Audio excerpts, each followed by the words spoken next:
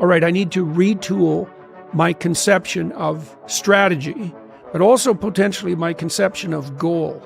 Maybe I'm looking in the wrong place. Maybe I have to look somewhere else. And you can open yourself up to a revelation. So it sounds magical. It sounds like the sort of thing that the new atheists would have a field day with, but that's not a wise interpretation of that saying.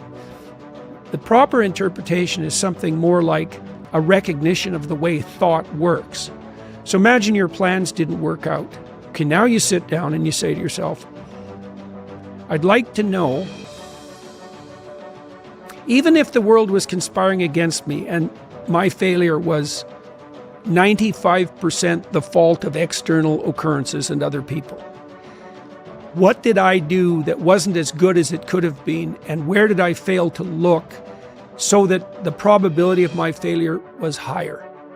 Now, to ask that question, you have to want the answer. That's what it means to knock or to ask or to seek. This is no joke. It's like you have to want to know.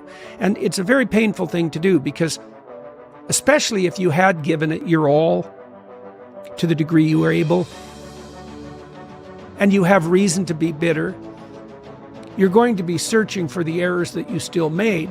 And discovering your own errors is always extremely painful, right? Especially if they're errors that you're in love with.